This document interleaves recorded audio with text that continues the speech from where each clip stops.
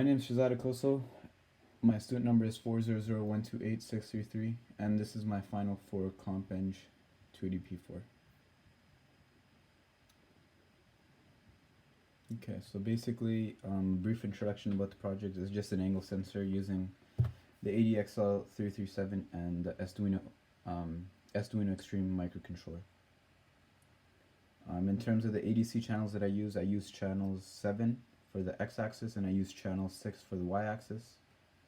The largest standard, or the maximum standard serial communication rate that I used was a baud rate of 57600 based on the bus speed of 8 megahertz, and the reason I use that number is because that's the largest number within the plus or minus 6% error.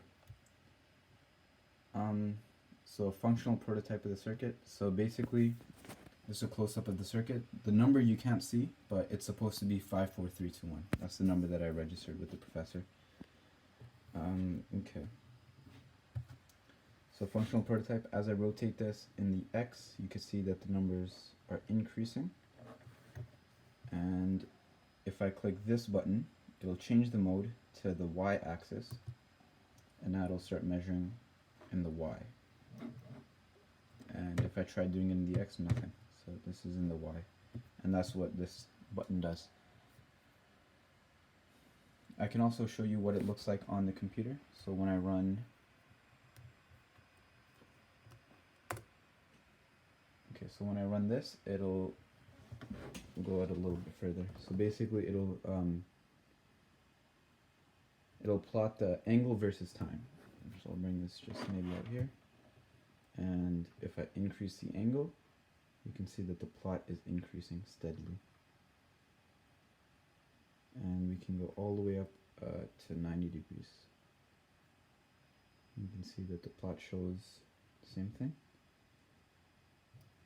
This is at 90, and oops, and I'll just hold it steady for a bit. If I go over 90 degrees, it goes back to 0. And then I'll slowly go back to 0 degrees, just like so. And if I click this button, it'll stop the serial communication, so you can see the numbers are still being tracked from the bottom. If I click this,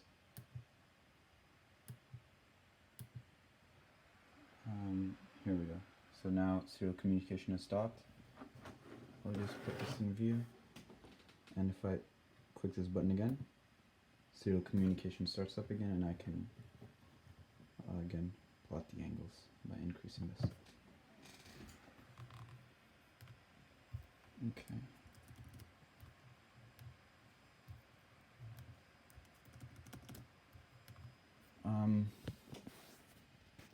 Finally, the technical bonus that I did.